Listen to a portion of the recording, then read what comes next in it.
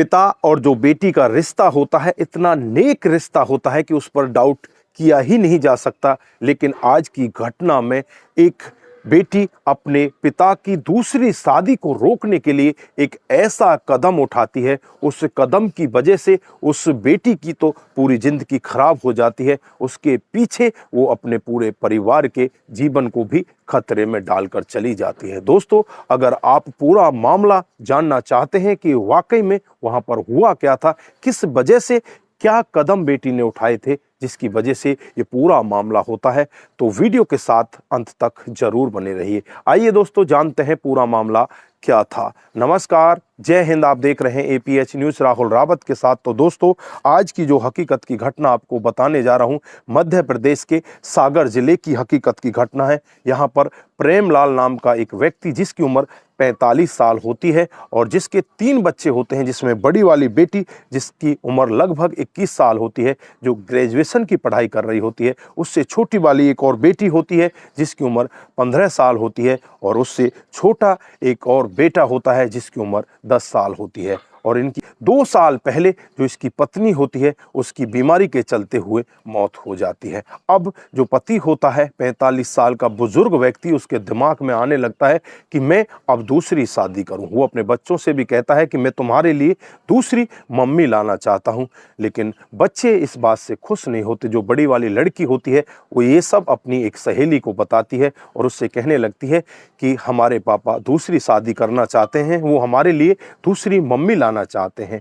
लेकिन यहाँ पर जो लड़की उसके साथ बैठी होती है उससे कहती है कि ये तो बहुत गलत हो जाएगा, वो तुम्हारे लिए मम्मी नहीं लेकर आ रहा, वो अपने लिए पत्नी लेकर आ रहा, वो अपनी हवस को बुझाने के लिए ये सब काम कर रहा है।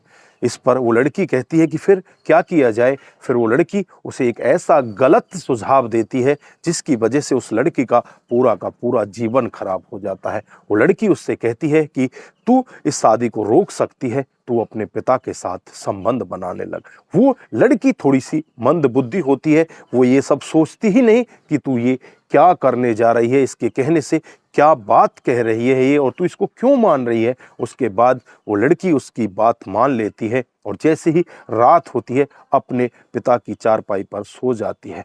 पिता उससे कहने लगता है कि बेटी, ये तो मेरी चारपाई है, तुम अपनी चारपाई पर जाओ, वहां जाकर सो। लेकिन यहाँ पर बेटी कहने लगती है कि पिताजी, मुझे बहुत डर लग रहा है, मैं तो आज आपके पास ही सोना चाहती हूँ। उसके बाद पिता भी चुपचाप सो जाता है, दूसरी तरफ मुंह कर लेता है। लेकिन बेटी के दिमाग में कुछ और ही चल रहा होता है। वो पिता को इस तरह से अपनी तरफ अट्रैक्ट करने लगती है, उसे इस तरह से सहलाने लगती है जैसे प्रेमी का प्रेमी एक दूसरे को अपनी तरफ अट्रैक्ट करते हैं। पिता भी यहाँ पर कुछ नहीं सोच पाता, वो भी तुरंत ही उसके प्रति अट्रैक्ट हो जाता है और उसी रात को पहली बार उन दोनों के बीच में संबंध बन जाते हैं। ना तो पिता कुछ सोचता है, ना बेटी कुछ सोचती, दोनों के बीच में पहली बार संबंध बनता है। उसके बाद हर रोज का ये मामला हो जाता है और कुछ दिन के बाद ही वो बेटी गर्भवती हो जाती है। अब गर्भवती होने के बाद बेटी को और पिता को एक खतरा सताने लगता है कि ये तो गर्भवती हो चुकी है, अब काम कैसे होगा। फिर कहीं से वो दवाइयों का इंतजाम करते हैं और उस गर्भ को गिरा दिया जाता है दोनों की सहमति से। उसके बाद कुछ दिन ऐसे ही समय बीतता है, फिर ये दोनों एक दूसरे के साथ इसी तरह से संबंध बनाने लगते हैं। जो घर के और बच्चे होते हैं उन्हें भी ये बुरा लगने लगता है, क्योंकि पिता और बेटी एक दूसरे के साथ इस तरह से रहने लगते हैं। आसपास के लोगों को भी इस सब के बारे में भनक लगने लगती है। ये मामला आसपास के मोहल्ले से लेकर दूसरे मोहल्ले, दूसरे मोहल्ले से लेकर तीसरे मोहल्ले, यानी कि पूरे गांव में ये मामला फैलने लगता है। सभी को पता चल जाता है कि इन पिता और बेटी के अवैध संबंध हैं और इसकी वजह से हमारी बदनामी हो रही है। लोग बाग उनसे बुरा भला कहने लगते हैं, उनका घर से निकलना भी दुर्लभ हो जाता है। उसके बाद जो बेटी होती है वो इतनी परेशान हो जाती है, वो एक और बहुत बड़ा गलत कदम उठाती है। वो अपने आप को फांसी के फंदे पर लटका देती है और रात को ही अपनी जान ले लेती है। जैसे ही अगली सुबह होती है, सुबह आसपास के लोग, घर के लोग देखते हैं कि बेटी फांसी के फंदे पर लटकी हुई है। आसपास के लोग वहां पर पुलिस को बुला लेते हैं। पुलिस मौके पर पहुंच जाती है और उस डेड बॉडी को उस फांसी के फंदे से उतारा जाता है, उसे पोस्टमार्टम के लिए भेज दिया जाता है। आसपास के लोगों से जब पूछताछ की जाती है तो आसपास के लोग यही कहते हैं कि इनके पिता और बेटी के अवैध संबंध थे,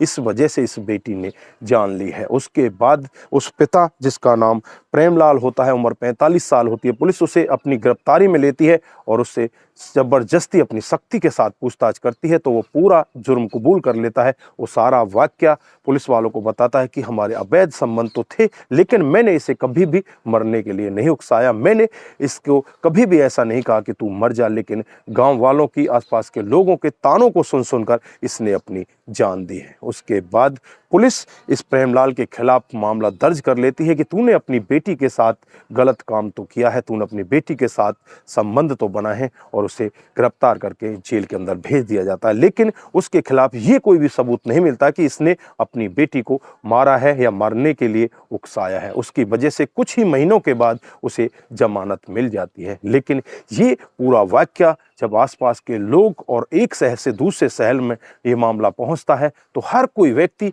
इस मामले को सुनकर एक बार के लिए दंग हो जाता है कि एक बेटी कितनी बड़ी पागल हो सकती है, उसने ऐसा कदम क्यों उठाया, और उसके बाद पिता ने ऐसा कदम उठाने से उसे रोका क्यों नहीं, और उसके साथ उसने भी ऐसा ही गलत कदम उठाया। तो दोस्तों, इस घटना पर आप क्या बोलना चाहते हैं? आपकी जो भी राय है एक बार कमेंट बॉक्स में जरूर दीजिएगा। दोस्तों, इस घटनाक्रम को सुनाने का उद्देश्य सिर्फ आपको जागरूक करना है, आप लोगों को बताना है कि समाज में कुछ ऐसे लोग भी रह रहे हैं जिनकी वजह से ऐसे कारनामे भी हमें देखने को मिलते हैं। दोस्तों, आज के लिए बस इतना ही, फिर मिलते हैं किसी नए मोड़ के साथ। तब तक के लिए आप अपना ख्याल रखें, अपने परिवार का ख्याल रखें, सतर्क रहें, सावधान रहें और ऐसे क्राइम को अपने आसपास ना होने दें।